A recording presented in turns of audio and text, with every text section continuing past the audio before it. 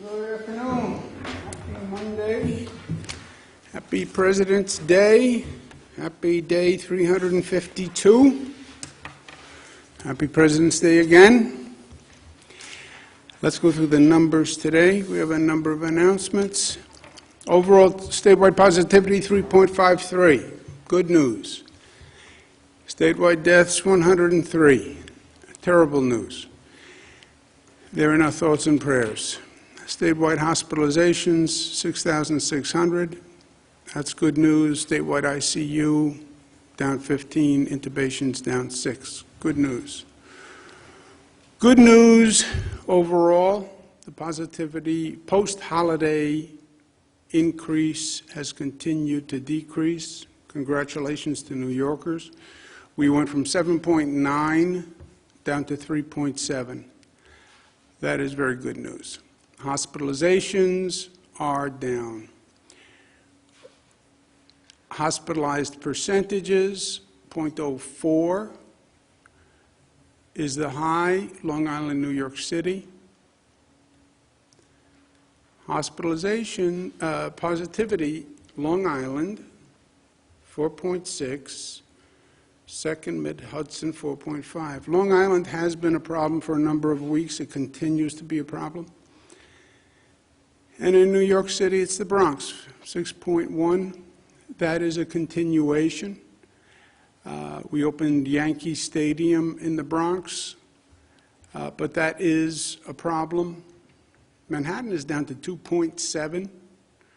Queens, Brooklyn, 4.6, 4.5. We have new FEMA sites in Queens and Brooklyn that we're doing jointly with the federal government, state FEMA sites.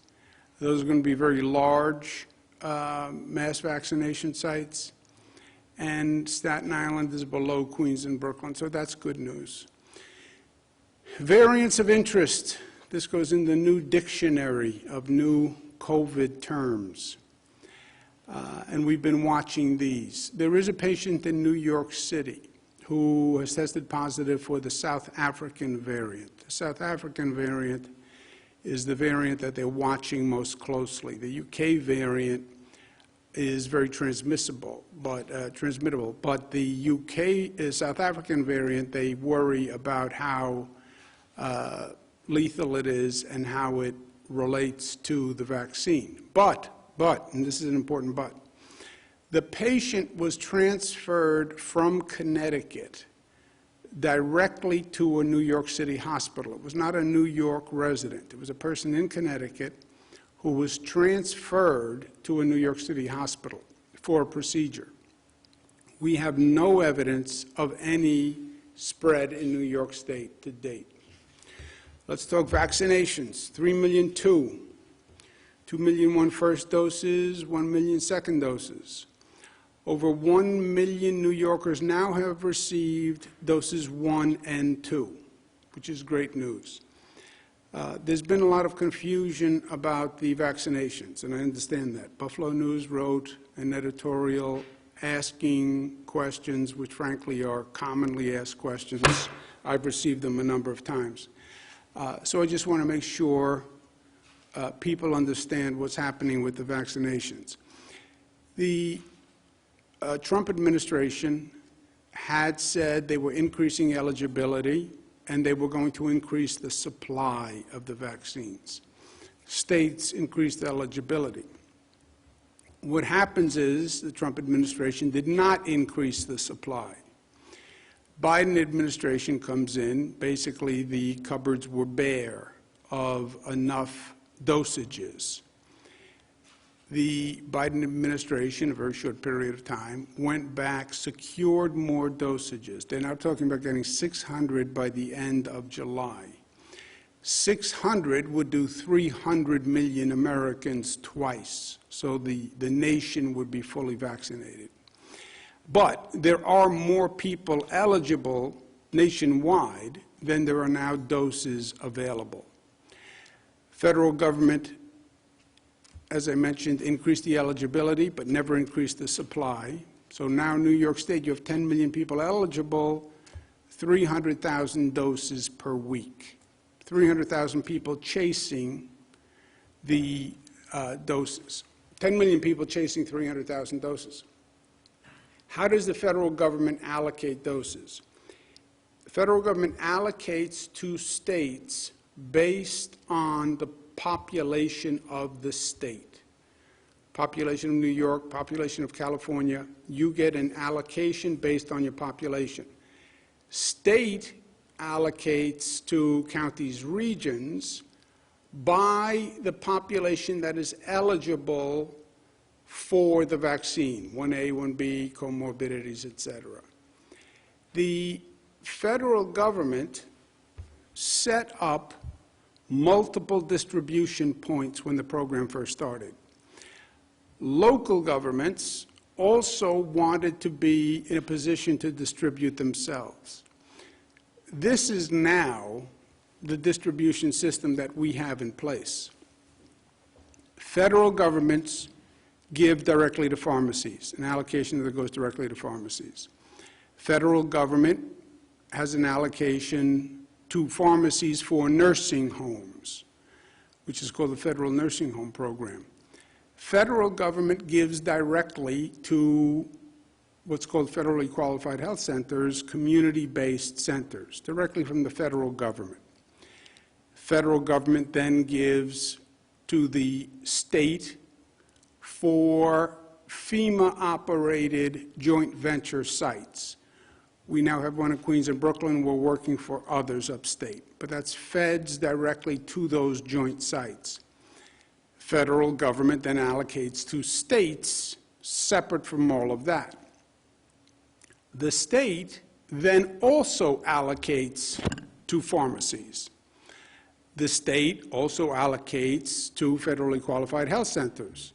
The state allocates to hospitals. The state runs mass vaccination sites, and the state then gives to local governments. The local governments then allocate some to the federally qualified health centers, allocate some to pharmacies, and locals set up mass vaccination sites. That's why you have this massive distribution network. Many points of distribution, many options for people, but it also creates confusion.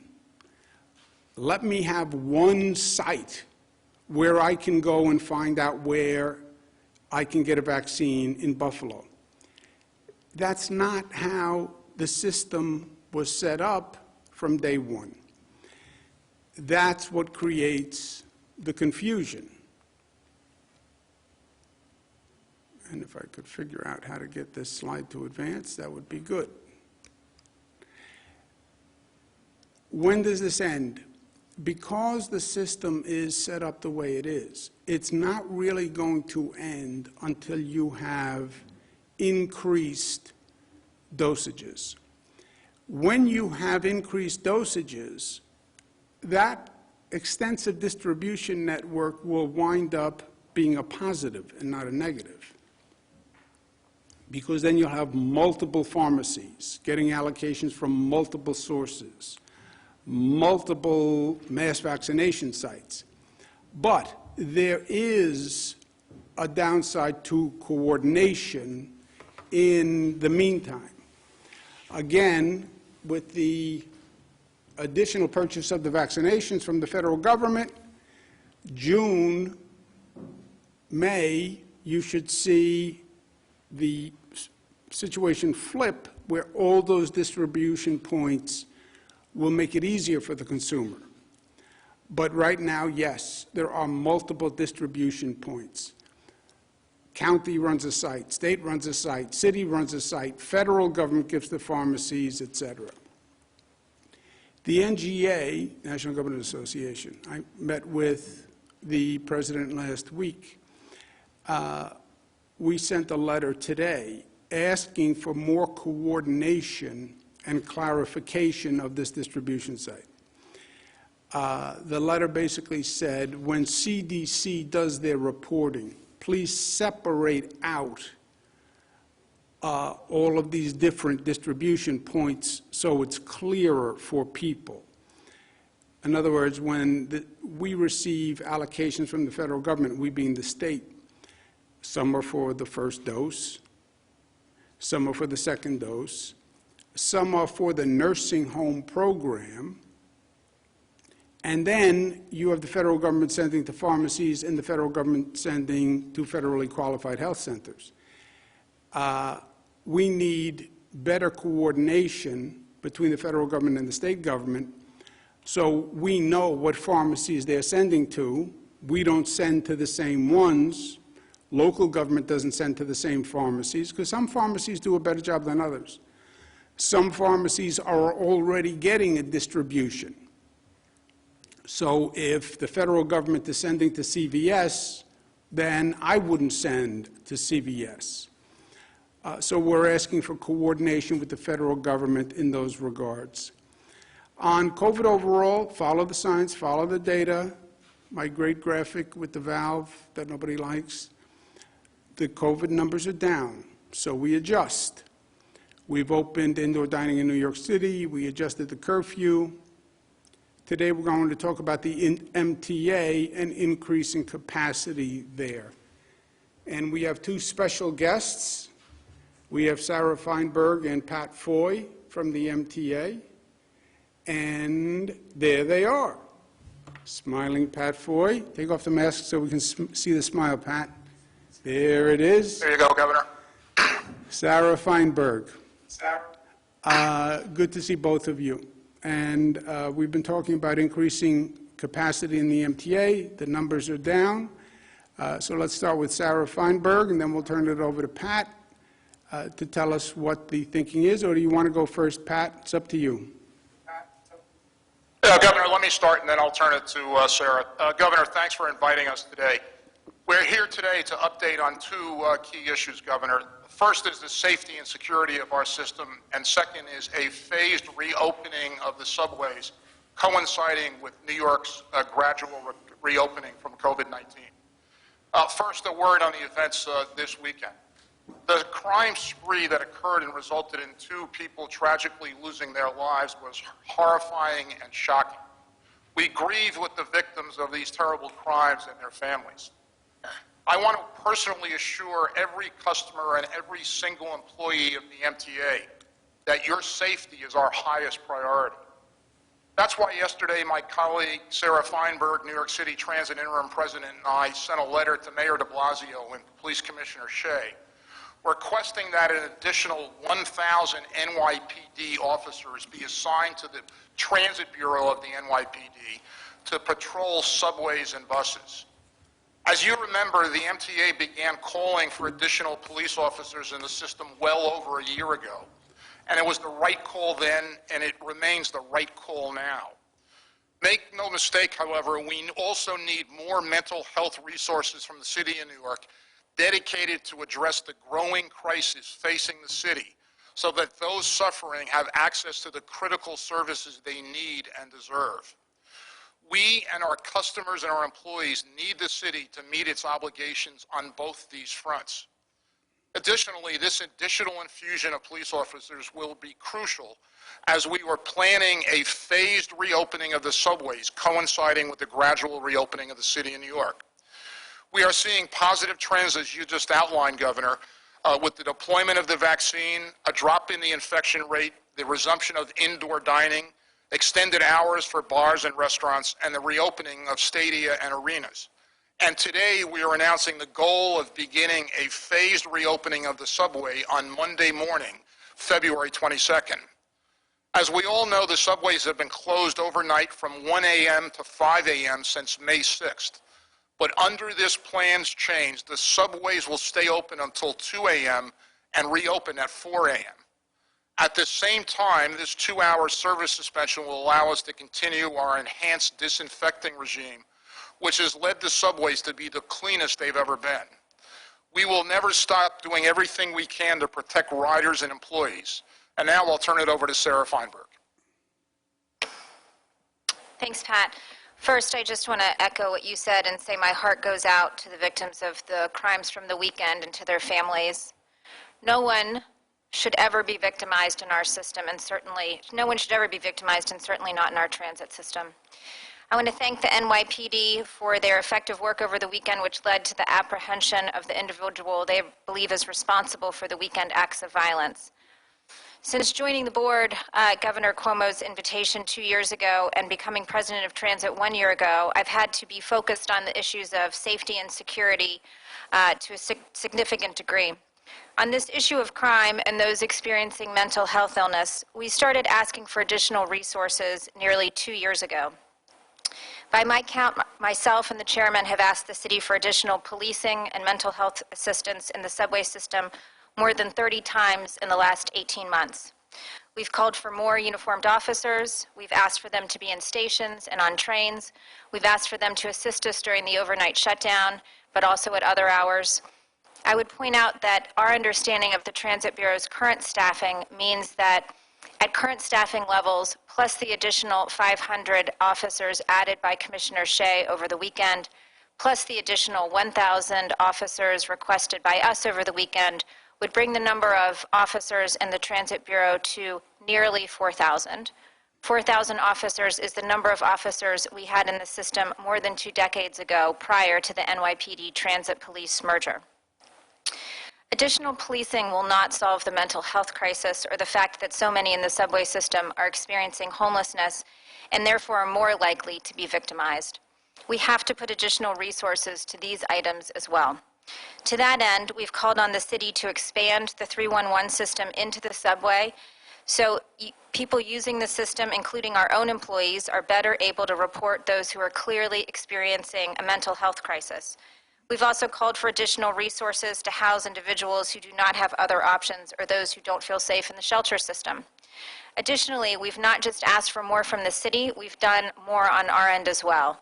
We surged MTA police officers into the subway system for the last year. A year ago, the governor called for and the MTA approved the hiring of 500 additional MTA police officers. We began executing on that hiring, hired and onboarded more than 200, and that hiring has now begun again. We've increased dramatically the number of cameras in our system. When our capital program had to be stalled due to the financial crisis, Transit took on cameras and started installing cameras throughout the system on platforms and trains. We started tracking incidents in the system in real time so that our officers and security forces could better predict and respond to hotspots. We fought for and in cooperation with the governor passed and the state assembly and senate passed legislation that will allow recidivist criminals to be banned from the system on a temporary basis. So there's no question that we've been doing all we can, but there's also no question that these additional resources are needed in the system. I feel responsible for every customer and every member of the transit workforce from the moment they enter our system until the moment they exit our system. Not only do they need to be kept safe and secure, they have to feel safe and secure. We need our customers to feel confident and safe as they use the system, whether they continue to use it daily as they're commuting as an essential worker, or whether they're contemplating returning to their commute as the city begins to reopen. That confidence is critically important. And we know how important it is to our customers because they've told us in survey after survey that the most important things to them are feeling safe in the system from both COVID and from criminal activity.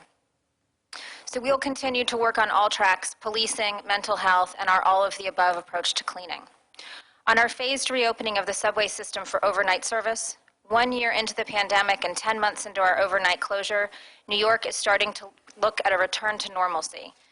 As we look at the reopening of the city and the economy, we have been planning in recent weeks for our own reopening and return of overnight service.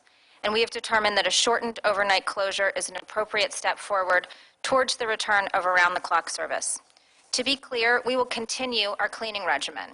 We've been doing so for many months now, and we will continue to do so. We clean our system 24 hours a day. We clean and disinfect stations twice each day. We clean and disinfect subway cars multiple times each day. That will continue. When we are closed from 1 to 5, we are able to clean much more efficiently without customers in the system. That window of cleaning will now go from 1 to 5 to 2 to 4. We are confident that we can maintain the cleaning and disinfecting that we have been able to do thus far. The CDC, New York State Department of Health, FTA, and EPA all continue to advise that we should continue with our all-of-the-above approach to cleaning, and we will do so. Again, public confidence is paramount. In order for the city to truly reopen, the subway system has to be safe and secure, and our customers need to feel that. To our customers, I thank you for your patience and vigilance and for sticking with us. Thank you, Governor. Well, thank you, Sarah, and thank you, Pat. Look, the MTA is critical to what we're trying to do. As you know, we're proceeding down several tracks at the same time. We want to control the COVID infection rate. We want to, second track, we want to increase the vaccination rate. And third, we want to accelerate the reopening and stimulate the reopening of the economy. Many people have had significant pain and suffering with this economic shutdown. The MTA is obviously vital to the reopening and the stimulation of the economy. And just so we're all clear, the 2 to 4, you're reducing the closure period in the middle of the night. It's going to be reduced to 2 to 4. That goes into effect when?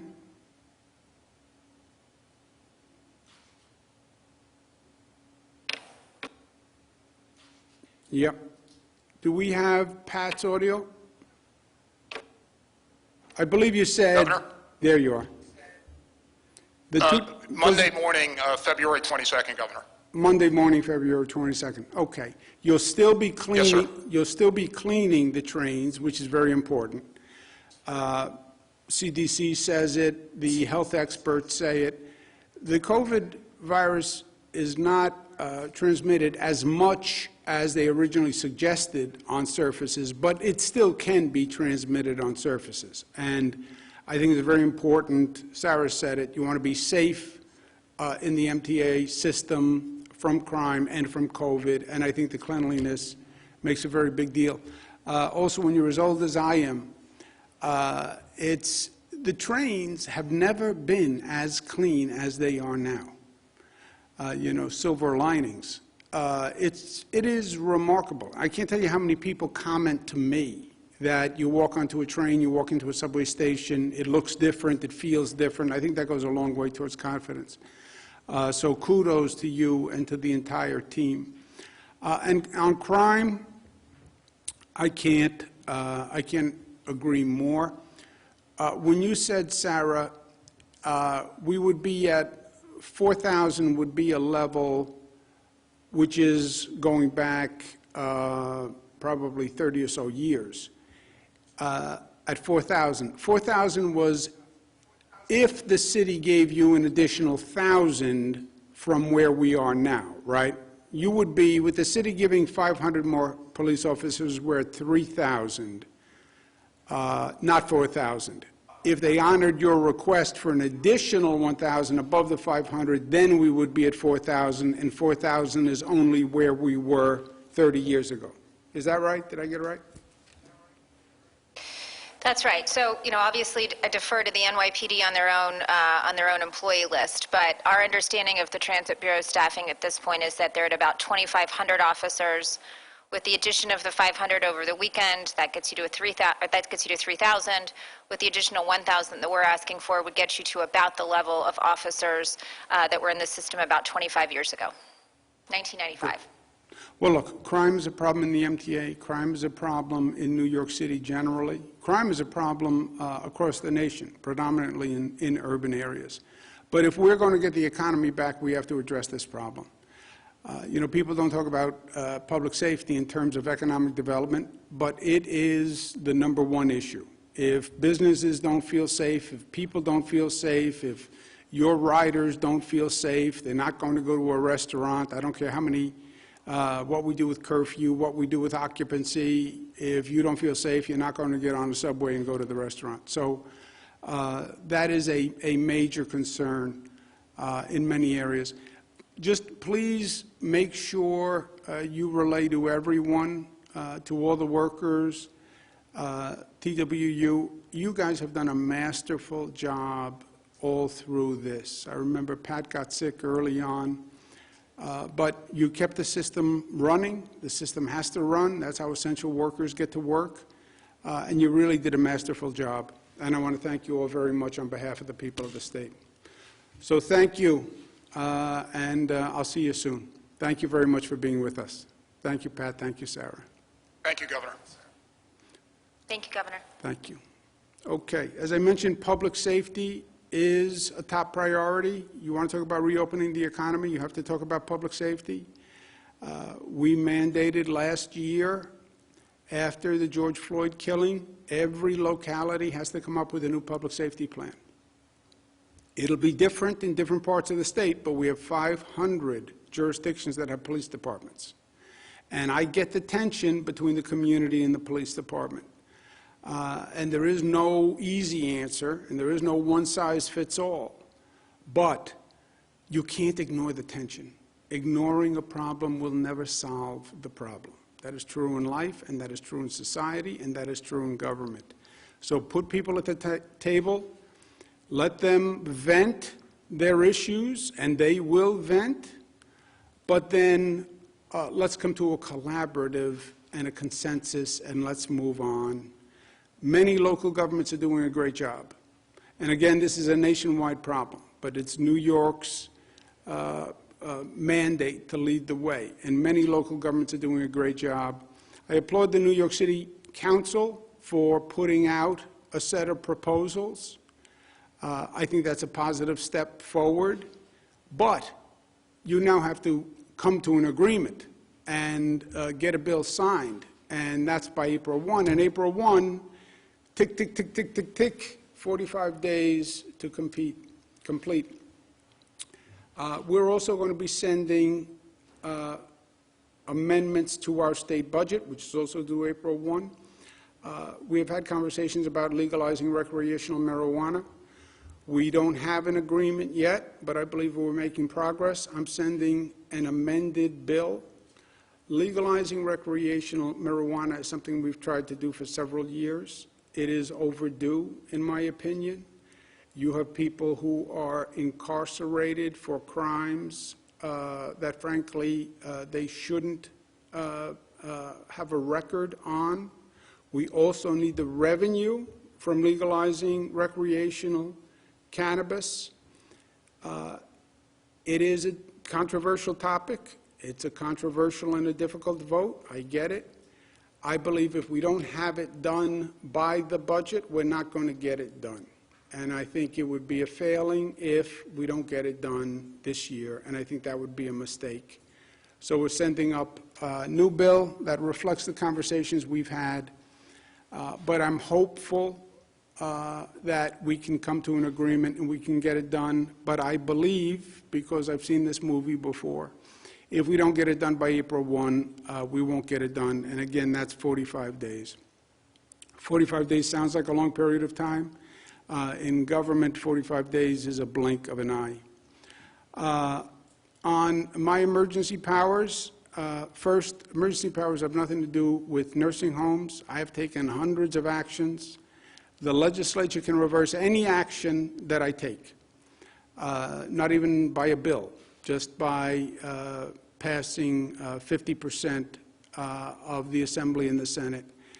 They have never reversed a single action. The virus cannot be managed by state boundaries. We've learned that. It can't be managed by county boundaries. We've learned that. I've always consulted with the legislature. I consult with other politicians. I have no problem consulting with the legislature. Anyone who wants to stand up and raise their hand and say, here's my position, great. But these are public health decisions. They're not local political decisions. And they have to be made on a public health basis. This virus is serious. And I understand these decisions are difficult politically. I get that. It's difficult to close schools. It's difficult to close restaurants. It's difficult to impose curfews. But otherwise, people die. And these decisions should not be politicized. If you made these decisions by a poll, none of them would happen, and more people would die. I want to clarify facts on the nursing homes, which has been an ongoing discussion. New York, as everybody knows, was ground zero for COVID, and nursing homes were and still are ground zero for COVID. And losing a loved one is very, very painful. Losing a loved one in a nursing home during this situation was extraordinarily painful. There was no visitation. You couldn't be with the person. You couldn't talk to the person. It was hard to get them on the phone. People in nursing homes are not as conversant and facile on Zooms and on FaceTime. I mean, it doesn't work that way. So I understand fully how difficult it has been, and I want to make sure people have all the facts, the information.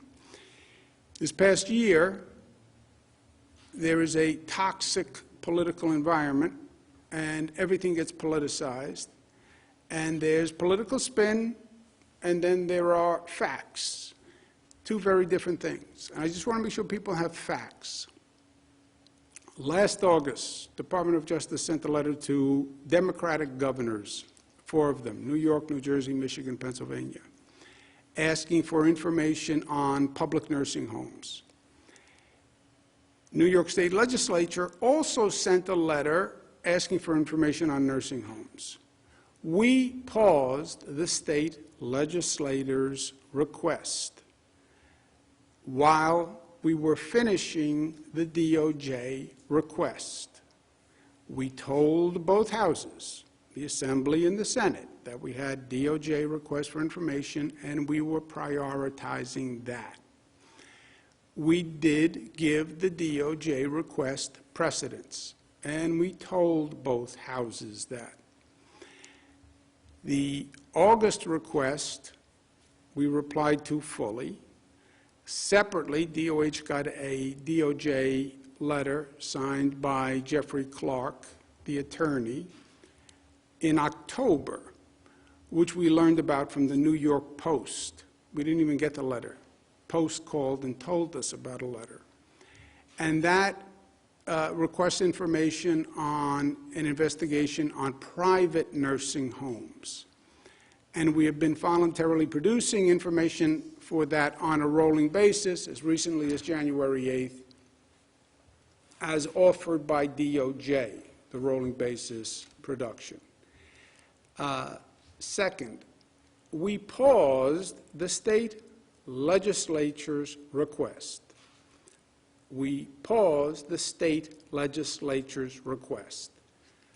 We voluntarily complied with the DOJ request for information. Two very different things. The New York State DOH has always fully and publicly reported all COVID deaths in nursing homes and hospitals. They have always been fully reported. Nursing homes had the most vulnerable population. We know that. Nationwide, 36% of the deaths are in nursing homes.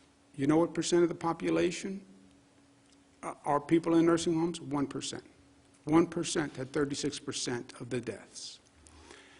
New York is 34 in nursing home deaths as a percentage of total deaths, 34 out of 50 states. New York is one of only 7 states that counts what's called presumed fatalities in nursing homes, where the nursing home presumed the cause of death was COVID.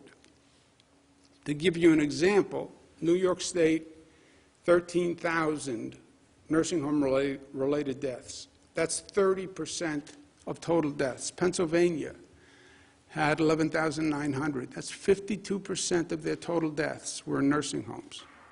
Florida, 34% of total deaths in nursing homes. Massachusetts, 54% of total deaths.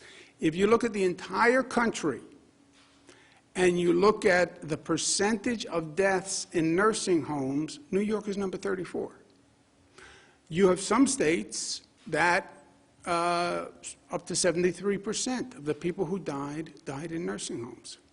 COVID preys on senior citizens, older people, weaker people. We've always known that. That is a fact. Now, there is much distortion around what's called Department of Health memo on March 25th. And I want to make sure that we get the facts on this. On March 13th, Federal Center for Medicaid and Medicaid Services, what they call CMS, and on March 23rd, the Center for Disease Control, CDC, put out guidance sending people from hospitals back to nursing homes. New York State DOH followed that guidance. 12 other states, at least, followed that guidance. The CDC, CMS, DOH reasoning at the time, residents who were leaving the hospitals were not likely to be contagious because at that time the viral load is so low that you're not contagious, and they were going to be what's called cohorted, cared for in areas that are separate with other people under the right precautions. Patients, particularly senior citizens, should not remain in hospitals longer than necessary because they can get a secondary infection. That's true all across the board, especially with seniors. They try to get the procedures done. They try to get people out of the hospital before they can come up with a secondary infection that's problematic. The patients were not sent to nursing homes. The nursing home had to agree that they could care for this person. That is a matter of law. They cannot accept a patient who they are not prepared to care for properly, staff, PPE, ability to cohort. That is in the law. If they don't do that, they violate the law. At the time, remember what was going on in March. The experts were projecting that our problem and our critical need was hospital capacity. We sat here every day with the hospitalization chart.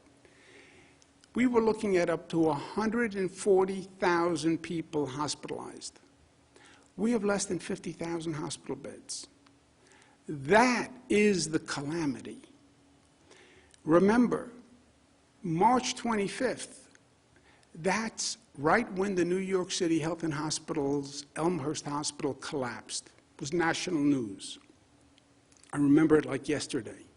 And we're watching the TV every night and watching Italy collapse and people die because they can't get into a hospital. We're watching China with a hospital capacity issue where they were building thousands of new hospital beds. That's what was going on. That's why the CDC and that's why CMS made those decisions.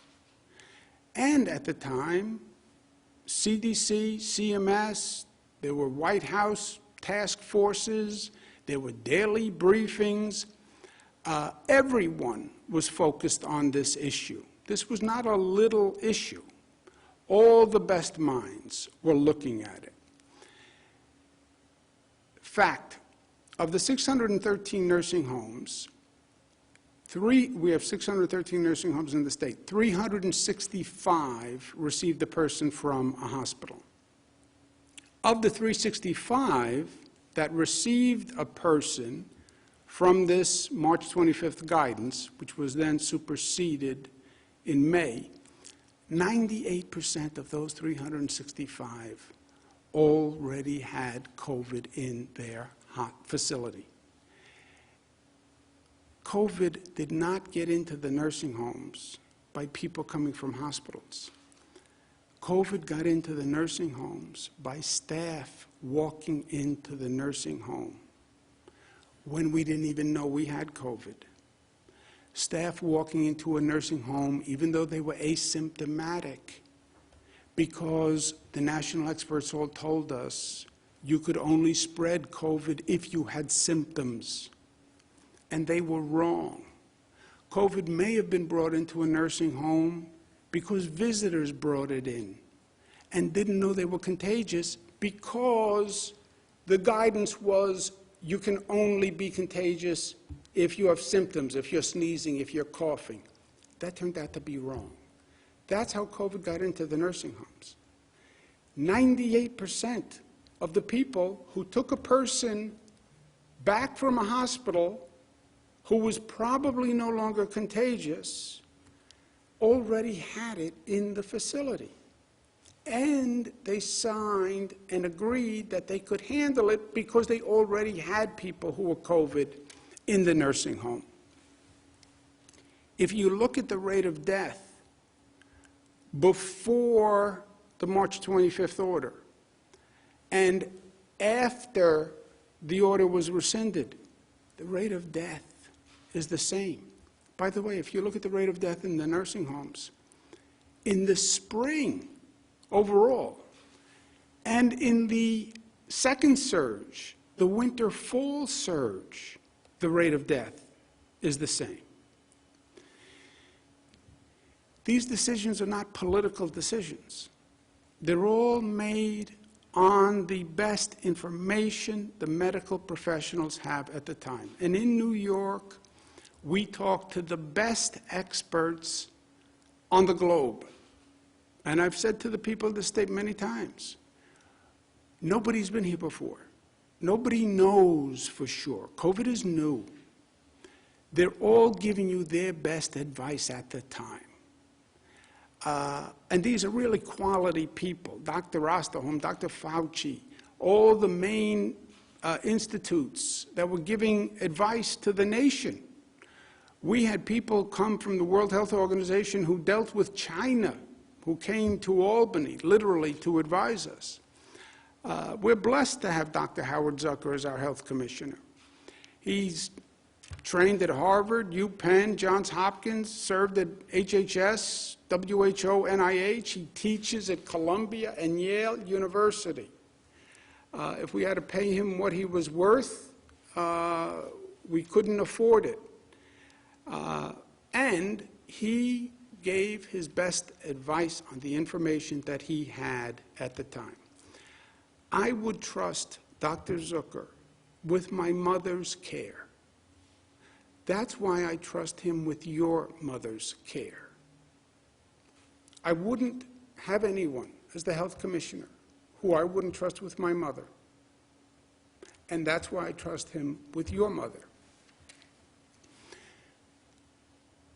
To be clear, all the deaths in the nursing homes and in the hospitals were always fully, publicly, and accurately reported. The numbers were the numbers, always. People did request information beyond the place of death, not just how many in a nursing home, not just how many in a hospital. They did request different categorizations beyond those counts. How many people died who were in a nursing home but then went to a hospital? How many people died who were in a hospital but then went back to a nursing home? How do you count presumed COVID deaths? Everyone was busy. Everybody was here every day. We're in the midst of managing a pandemic. There was a delay in providing the press and the public all that additional information. There was a delay. What did we learn from this entire situation? What are we still learning? There are hospitals that perform well, and there are hospitals that performed less well. We still see hospitals performing less well. When you look at those vaccination numbers, hospitals with the same demographics of workforce, in the same region, with different vaccination rates of their staff, that's indicia of performance of those hospitals. There are nursing homes that performed well, and there are nursing homes that did not perform as well. We have to learn from it, and we have to correct it before we have another surge and another pandemic. And by the way, we are going to have another pandemic. As I sit here, I would plan on it. And yes, this was never seen before. And yes, hospitals had to deal with something they never had seen before. And yes, nursing homes had to deal with something they had never seen before. But they will see it again. And now we have to learn from it before it happens again.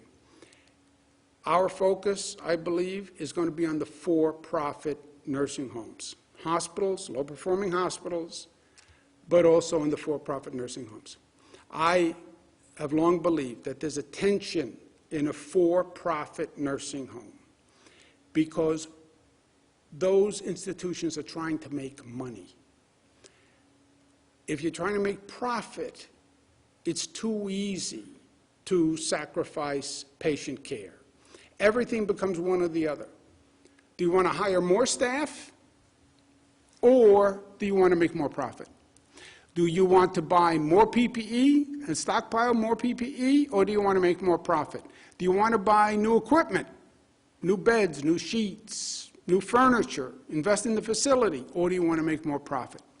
That tension is a problem, and that has to be resolved legislatively, because I don't want to leave it to these for-profit owners to decide what's right, what's wrong. Let's learn these lessons. We have to implement hospital reform and nursing reform, and we have to do it in this budget cycle. COVID isn't done with us. Implement the lessons now, and we're going to propose them in the 30-day amendments. If you're a for-profit nursing home, I believe it should be mandated how much you put back into the facility and how much profit you can make. I believe that. Nursing home, hospitals that have these issues, they have to improve, and we have to take it into consideration when there's a surge. If there's an influx into hospitals, not all hospitals can handle it equally. And that's why you saw some hospitals fail. If you could do it all over again, just rewind the tape. I understand the public had many questions and concerns, and the press had many questions about nursing homes primarily. And I understand that they were not answered quickly enough. And they should have been prioritized and prioritize those requests sooner. I believe that. I understand the reasons. I understand that there was a lot going on. Everybody was working 24 hours a day. Everybody was overwhelmed. We were in the midst of dealing with a pandemic and trying to save lives. They were answering DOJ. And nursing homes and the hospitals were also in the middle of hell and the middle of a pandemic. And they were scrambling, and they were managing the crisis. I understand all of that. But the void we created by not providing information was filled with skepticism and cynicism and conspiracy theories, which furthered the confusion. Nature abhors a vacuum. So does the political system. You don't provide information, something will provide the information. Most of all, the void we created allowed disinformation. And that created more anxieties for the families of loved ones. I've had hundreds of conversations. People couldn't get into the facility to see their loved one. They couldn't get them on the phone. They couldn't get staff on the phone to get answers. They were powerless. They were helpless. They were literally physically removed and isolated. Loved ones died alone. Loved ones died alone. Fathers, mothers, brothers, sisters died alone. It was horrific. It was horrific. And then the void in information that we created started misinformation, disinformation, conspiracy theories, and now people have to hear that. And they don't know what is the truth. The truth is everybody did everything they could. The truth is you had the best medical professionals and advice on the globe. The truth is it was in the middle of a terrible pandemic. The truth is COVID attacks senior citizens. The truth is, with all we know, people still die in nursing homes today. People still die every day. We're testing the staff twice a week. There's no visitation. People still die. You would have to hermetically seal a nursing home. They actually tried this in France, where the staff lived in the nursing home. Anybody can bring it in. A delivery man brings it in. The heating repairman brings it in. The food service brings it in. Staff person goes home, meets with their family, someone in the family has it, staff member comes back, the staff member brings it in. Even when you're testing twice a week, you'll get people who have it, and you'll miss them in the twice a week. That is the reality. But not providing the information creates the void. The void allowed misinformation and conspiracy. And now people are left with the thought of, did my loved one have to die? And that is a brutal, brutal question to pose to a person. And I want everyone to know, everything was done. Everything was done by the best minds in the best interest. And the last thing that we wanted to do, the last thing that I wanted to do, was to aggravate a terrible situation. There is no good answer when you lose a loved one. I lost my father years ago. I still go through it over and over and over again. What should I have done? What could I have done? What should I have said to the doctor? I probably always will. Last thing I wanted to do was to aggravate that for anyone. With that, let's take questions. Thank you, Governor. If you'd like to ask a question, please use the raise hand function at the bottom of your window. We'll take a brief moment to compile the Q&A roster.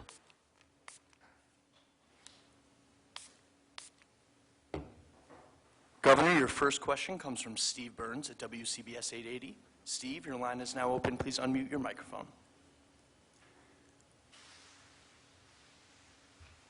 Governor, can you hear me? Hiya, Steve. How you doing, buddy? Happy President's Day. Same to you and everyone there. Thank you. A couple of questions for you. First, regarding the nursing home information.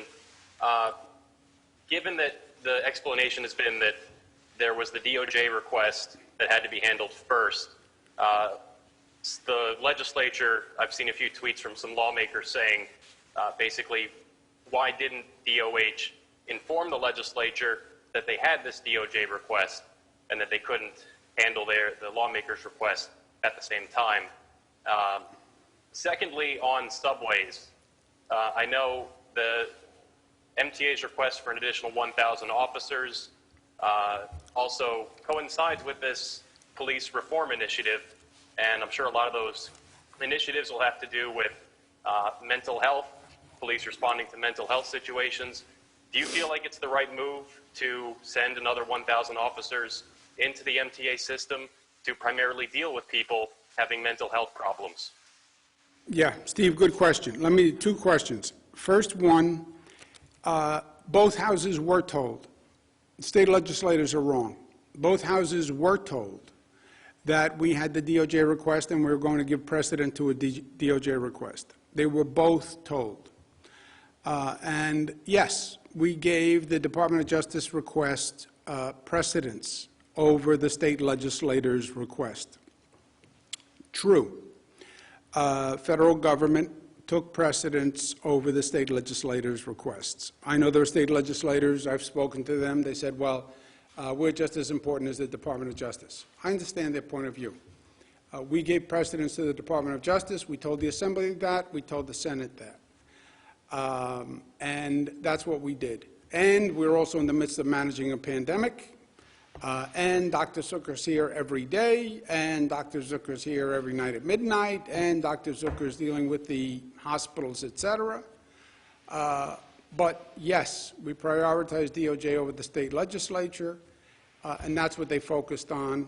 And forget, not besides the state legislature, there were people requests, there were press requests that were not answered on a timely basis, and that created the void that I'm talking about. And then once you create a void, people spread disinformation, this conspiracy theory, they're not giving this information because of this, because of this, because of this. And if you lost a loved one and you're hearing all these theories and all this negativity, then you say, maybe my father didn't have to die. And that's the unfortunate circumstance. But short answer, Steve, they did know. They did know. They were told, Assembly and Senate, we have the Department of Justice, we're giving them precedence. On the police reform, I believe you need more public safety in the subway stations. I believe you need better safety, public safety in the city overall. I believe you need better public safety in cities writ large overall. You know, you focus on New York City.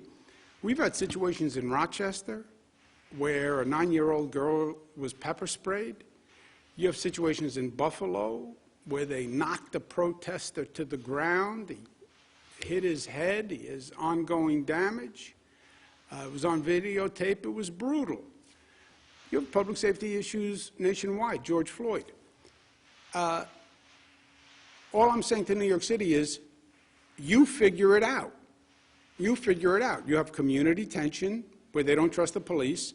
You have NYPD tension where they feel they can't do their job. That's not going to work until you reconcile that relationship. And it has to be reconciled, Steve. It doesn't happen on its own. You're going to have a collaborative that does that. Are many localities talking about taking public safety and breaking it down and saying, well, if you have mental health issues, then deal with it as a mental health issue? And rather than just a police, you know, an answer to every situation may not be a police officer, maybe a mental health professional. When the MTA asks for 1,000 police, that's all there is to ask for now.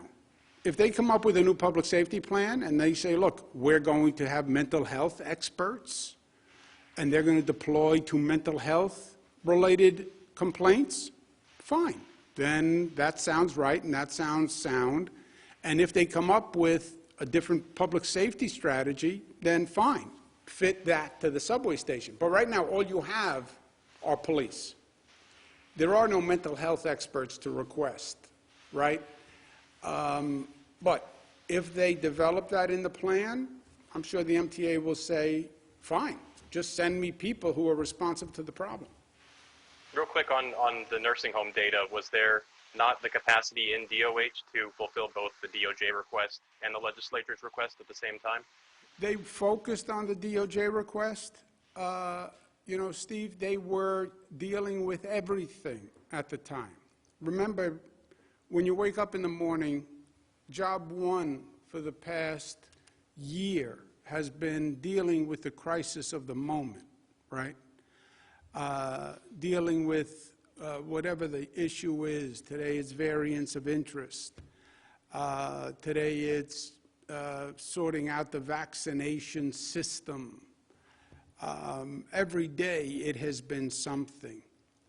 and that was given priority. In retrospect, should we have given more priority to fulfilling information requests? In my opinion, yes. Yes, and I think that's what created the void. But do I understand the pressure that everybody was under? Yes, I understand that also. It's not like people were in the south of France, right? It's not like people were on vacation. They were here every day. Fulfilling the information was not fulfilling, for example, the state legislator's request was not given a priority. The DOJ request was given a priority. That is a decision that was made. But it was informed, the houses were both informed. They can't say they didn't know, Steve, you know. You ask me for an interview, I say, I can't do your interview now because I have to do XYZ interviews. They knew.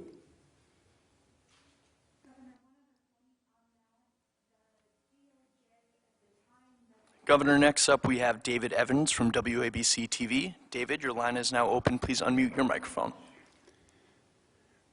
Dave, excuse me, one issue. Beth was adding something, and then we'll go to Dave. Go ahead, Beth. Thank you. So the August 26th response, or August 26th letter to the state was actually publicized by the DOJ with a press release and was widely reported in the papers as well. So irrespective as to whether or not we communicated with the legislature, which we did, anyone who was following the press coverage at the time would have seen their press release related to issuing this letter to the 4 states, New Jersey, Pennsylvania, Michigan, and New York, widely covered. Yeah, so the point is, Dave, if I might, the legislature knew full and well that we had a request from the Department of Justice in August.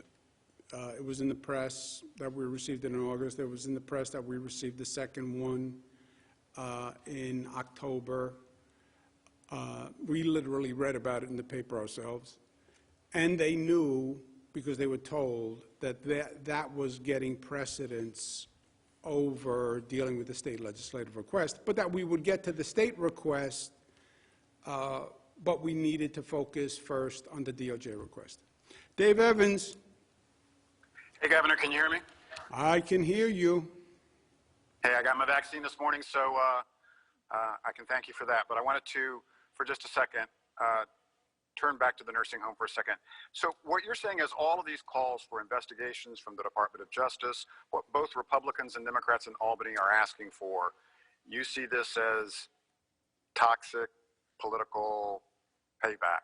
And the second thing that goes with that is then what you talked about with your executive powers, this story that's out there this afternoon of negotiations ongoing about the legislature could do something, holding your feet to the fire on that in order to get something on the budget. I mean, talk about raw politics. That seems to smack of it. Yeah, 2 things. The Department of Justice had what's called a request for information, not an investigation. The second letter you could construe from the Department of Justice to be talking about an investigation of private nursing homes, right? There are private nursing homes that are private nursing homes. The state doesn't run them, they're just private nursing homes. And the letter from the Department of Justice asked information about the private nursing homes because they were looking at the private nursing homes. But they... nursing home. I'm sorry? I'm sorry, go ahead.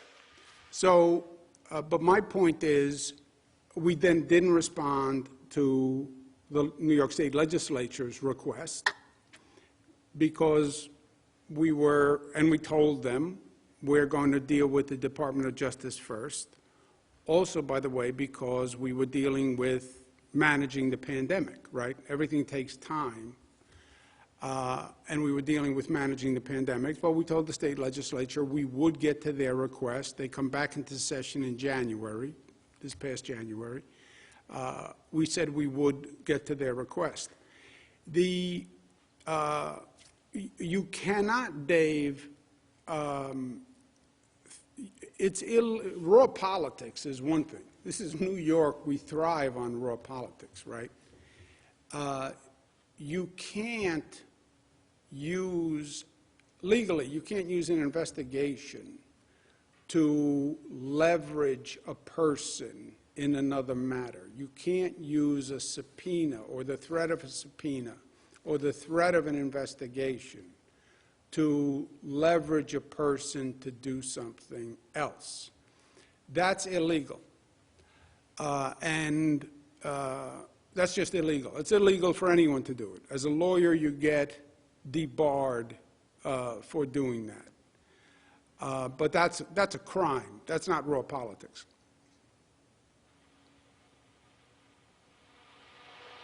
Next question, operator. Governor, next up we have Dennis Slattery from the Daily News. Dennis, your line is now open. Please unmute your microphone.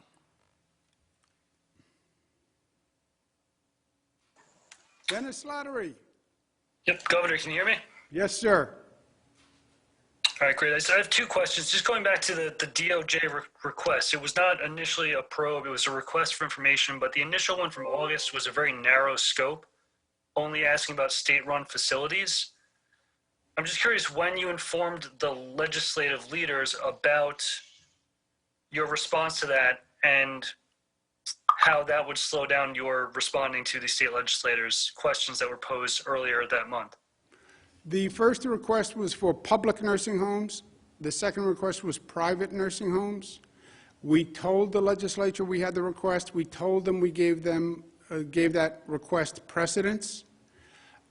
More than anything, it was just a capacity issue. Remember, at the same time, we're managing the pandemic. That's what everybody was doing. And these things all take time, and the number one priority was saving people's lives every day. Do you have a point back? Yes, if I could just add on top of that. So we received this inquiry on August 26th. It was just a request for information, but it was public nursing homes, which are 5 state-run facilities, as well as a number of county-run facilities. And so data had to be collected and reviewed for a number of nursing homes. I believe it was 26 nursing homes that we provided voluminous documentation, and all of that had to be verified. Dennis, you had a second question? Yeah, just going back to the story that we had today about the budget negotiations and some lawmakers talking about the threat of subpoena or, rescinding your emergency powers. You kind of touched on this earlier, but I'm just curious your response to that, and, have you spoken to the legislative leaders about this? Yeah, Dennis, that is a crime. You can't say, I'm a former assistant district attorney, you can't use a subpoena or the threat of an investigation to leverage a person. That's a crime. It's called abuse of process. It's called extortion. Question before was, is that raw politics? No, it's not raw politics. That's criminal. And there are, I don't know the facts. I wasn't in the room, but in the room you have lawyers. You have former prosecutors who are in that room. They know it's illegal. But no, I didn't talk to the leaders about it. Next question. Next up, we have Marcia Kramer from WCBS TV. Marcia, your line is now open. Please unmute your microphone. Governor, can you hear me? Hey, Marcia, how are you? Happy Valentine's Day. So my question to you is this. Several members of the legislature, some Republicans, some Democrats, have asked that there be an investigation of what happened. If that investigation was done, it might be, for example, be done by the Attorney General. You're a former Attorney General. If you were in this situation and looked at this fact pattern, would you open an investigation of what has happened so far? And my second part of the question is, do you think that if there wasn't an investigation and the Attorney General agreed with everything that you said, that it would help clear the air? Marsha, I don't think there's anything too clear here. It is a fact that the state legislature did a request. We told them we were not going to address the request at that time, that we were going to honor the DOJ request first. We said that. That's a fact. There's nothing to investigate there. And then we provided information to DOJ. So there is nothing to investigate. I'm telling you, I agree to the legislature's point. They sent a letter, and we said that we would deal with the DOJ first. I agree. I said that. They were told that. And by the way, they could have objected. You know, they can send a demand letter. They're not talking about subpoenas. They could have sent a subpoena and said, we don't want to wait for DOJ. We're going to send you a subpoena. They didn't do that. They understood that we were dealing with the pandemic and that we were giving DOJ precedence. And by the way, I think they were right in that. All the numbers we produced were exactly right. We didn't provide all the information that was requested. That did create a void, and misinformation did fill the void. And that misinformation gave people aggravation and confused people who lost a loved one, and allowed conspiracy theories to fester. And that aggravated people who lost a loved one, because now you don't know what to believe. And that is the last thing anyone wanted to create. But it's not a legal question. So are you really saying that this is sort of the creation of a toxic political environment that's existed for several years in this country and in the state? Look, is the environment toxic politically? Yes. Was this happening last year with this toxic political environment? Yes. And do I think that's part of the conspiracy theories that filled the void? Yes. And look, I understand politics. I was critical of President Trump. I also worked with President Trump. I get how strong the feelings are on both sides.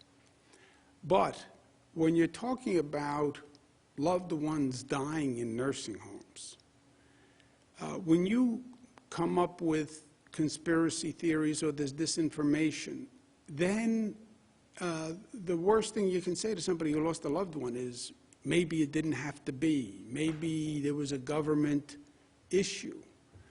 Now, we created the void. I agree to that. Or we didn't constantly fight back every rumor, every piece of disinformation, which in this environment is a full-time job. And that's what I want to do today to the people who lost a loved one. All these theories, March 25th memo did this. No, it didn't. Well, the state numbers were wrong. No, they weren't. Well, that's how COVID got into a nursing home. No, it isn't. 613 nursing homes, 365 people went back. 98% of them had COVID already. Well, we made the nursing homes take these people. No, we didn't. The nursing home had to say that, by law, that they were in a position to deal with it. So I want people to have the facts, because these were the best professionals doing the best they could. And by the way, Marsha, I want people to have the facts so they have an understanding and peace with the situation. People still die in nursing homes. They still die. Back then, we didn't have COVID tests. We didn't have the capacity. Nobody knew what COVID was. They didn't know how it was transmitted. They were wrong about the way they were transmitted. Even with all of that. So now today, fast forward, now you know all this information. People still die in nursing homes. So, yes, older people, vulnerable people, get this disease, it is likely to kill them. 94% of the deaths are senior citizens with underlying conditions. People in nursing homes have underlying conditions. And that's why people died, not because anyone did anything wrong or because there was a conspiracy. You couldn't get better advice. You couldn't get people to work harder. You couldn't get anything else done at the time. I understand the misinformation. I take responsibility for creating the void that allowed the information. But I'm not concerned about that. I'm not concerned about the politics. I just want to make sure people know these are the facts. These are the facts. Everything that could have been done was done. You can't say to a person who lost a loved one, or you can say it if it's true, but, well, maybe something else could have been done. That's a cruel torture, especially when it's not true, and it's not true here. Next question, operator. Governor, your next question comes from Clayton Gusa from the Daily News. Clayton, your line is now open. Please unmute your microphone. Yeah, hello, can you hear me? Yes, Clayton. How's it going? I wanted to ask about the subway. You know, over the past 10 months, a lot of the public's watched you and MTA officials do some logical gymnastics over justifying the ongoing closure. A big point of contention has been that trains are running on the same schedules overnight during the shutdown. Is there, and from what I understand, they're going to continue to run on the same schedules from 2 to 4 a.m. during this shutdown. They're cleaning throughout the day. I mean, can you give us any more information on why this is justified moving forward and when 24-hour subway service will resume fully? Yeah, Clayton, I know your theory that there's no reason to close the subways to clean them. That's not what the MTA says. Also, by the way, if you were right that you don't have to close subways to clean them, then you have to answer why they've never been cleaned before. I don't understand how you can send people in hazmat suits through a train, spraying chemical disinfectant with people on it. I think that's the problem with your theory. You're a passenger, a guy comes through with a hazmat suit with a wand spraying a chemical that kills viruses while I'm sitting on a train, and they're going to spray that on me? So I don't get it. But I know your theory. The MTA says you can't send people with hazmat suits through a train. You can't clean stations with these chemicals with people in the station. They're reducing the period of time of closure from 2 to 4 on Monday. I think you do understand that there has been a lot more money invested in outside contractors on cleaning the subway, especially after there were job cuts to cleaning crews before the pandemic, which could explain why they're cleaner than ever before. And they are doing some of that spraying during the day, and new subway rules require that passengers exit stations at terminal lines, which would preclude them from being full of passengers at the positions that they're cleaning them in. So can you answer just that a little bit more, given what I just said? Yeah, I understand your question. You said repeatedly that you don't need to stop trains and keep people from stations to clean them. I get it. It doesn't make common sense to me. I don't think you can't spray this chemical on people. I'm not going to stand in a station and have you spray me with a viral side and then I go to work. But you should ask the MTA, because they say you can't, and that's why they closed the station from 2 to 4. Let's take one more question, operator. Governor, your last question comes from Michael Gormley at Newsday. Michael, your line is now open. Please unmute your microphone. Hello, Governor. You said in creating that void, why didn't you tell the public and the press during that period that the federal inquiries were creating the delay? And how do you explain that legislators, including Speaker Hasty, are so surprised about the federal involvement here if everyone knew it? And I'll have one quick follow-up question after that. Yeah. Well, first, Mike, let's stick with the facts, okay? The fact that we received a Department of Justice request for information was in the newspaper. The fact that we received a Department of Justice request for information on private nursing homes in October was in the newspaper. We learned about it from the newspaper. It was, the New York Post wrote that we got a letter before we ever got a letter. By the way, we never even got a letter. We had to call the Department of Justice and ask for a letter. So that was in the newspaper.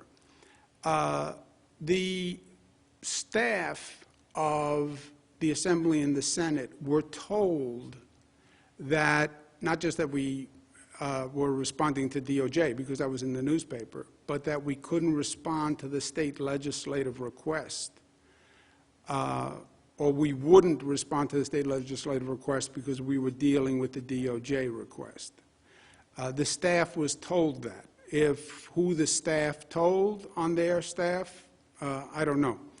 But, you know, if you tell Rob Mahika something, then he's supposed to tell me. If he doesn't, you still told my staff. So that's what that is. But it's not that we couldn't have responded to other things also. We could have sat here all day and just take questions from people who had a lot of questions.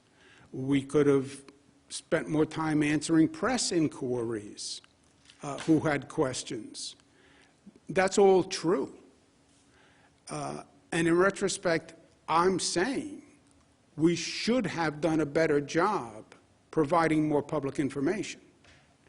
Now, we're focused on the day-to-day and we're focused on what we're doing, but we should have spent more time focusing on the information request from press, from people, et cetera, because what happened as a result was it created a void.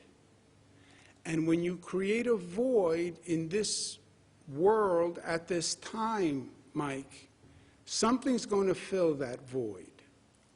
And, well, they didn't answer. I wonder why. Maybe this, maybe that, maybe this. Political theories, maybe this, maybe this, maybe this. And I'm not even concerned about that, frankly, vis-a-vis. I'm less worried about that with the state legislature, et cetera. I'm more worried about that with the effect on people. What bothers me is people calling up saying, you know, they say the March 25th memo is the reason my father died, that wouldn't have happened otherwise. Those are the people who were hurt by the void. And that was, well, I can say in my defensive mode, I didn't create the disinformation. I didn't create the conspiracy theory. I know, Governor, but you created the void. And when you created the void, you allowed these other theories to fester. That's true. That's true. We had a conversation. You said earlier, though, that it was. Go ahead. You said legislators were told. Now you're saying staff was told. And why didn't you provide that information that the federal probe was slowing things down? Legislators even now say they would have accepted that, but they had never heard that. And then one last question, is there anything that you personally apologize for in this whole process? Yeah, two things. One, let's be clear, and legislative staff was told by my staff, okay? So legislative staff was told. Top legislative staff was told. Second, the DOJ letters were in the newspaper, Mike. There was no secret about the DOJ letters. They were in the newspaper. Staff was told that DOJ was, we were giving DOJ precedence. So we told both houses through the staff. That's communication on a day-to-day basis is how it happens. And the legislators have said the same thing to me, by the way. We understand that if you get a DOJ request, it takes precedence. They've said the same thing to me. They say nobody told them that. I understand. We did tell the houses, and I'm sure there was a breakdown of communication now between the staff in the House and the actual legislators. Because every legislator I talked to said the same thing they said to you. We understand if you have DOJ asking questions, that takes precedence. So they've said the same thing to me. But the DOJ requests were in the newspaper, so that was not news. And the staff of both houses were told, and that's not news. Apologize?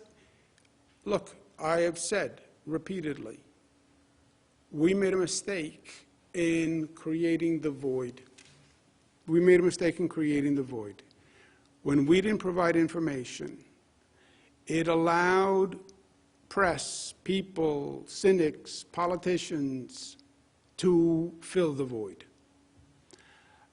When you don't correct disinformation, you allow it to continue. And we created the void not because people weren't working hard, Mike, because you know how hard people were working. And, well, you should have prioritized providing more information. Yes. Yes. In retrospect, we should have prioritized providing more information. I get the operational demand. I don't like to second-guess my team. They were all working 24 hours a day. You know, remember where this was? You're in the middle of hell during this time. But no excuses, no excuses. We should not have created the void. We should have done a better job in providing information. We should have done a better job of knocking down the disinformation. You'd never knock down all these conspiracy theories, the political conspiracy theories, because they generate 10 a day. But we should have done a better job of providing as much information as we could, as quickly as we could. And we should have done a better job on that. Yes. And no excuses. I accept responsibility for that. I am in charge. I take responsibility. We should have provided more information faster. We were too focused on doing the job and addressing the crisis of the moment, and we did not do a good enough job in providing information. I take total responsibility for that. The pain in it is it created confusion and cynicism and pain for the families of the loved ones. My father didn't die in a nursing home, but my father had a heart ailment for a long period of time. And he looked to me to be helpful to him. And I spoke to doctors, and different doctors had different theories, and he should try this, he should do that, we should send him here, we should send him to Europe. I was responsible to help him. And I often think about if I did everything that I could. And I replayed the conversations with the doctors in my mind. Did I make all the right decisions? Should I push them to do something else? I can imagine the pain of someone who has to live with, my loved one was in a hospital and I just read that maybe he or she didn't have to die. It wasn't true, Mike. It wasn't true, but it created pain. And that's because we created a void and we didn't answer every question, so it allowed the void to be created. The void begets disinformation. The disinformation begets pain of people. I take responsibility for that. Total death counts were always accurate. Nothing was hidden from anyone.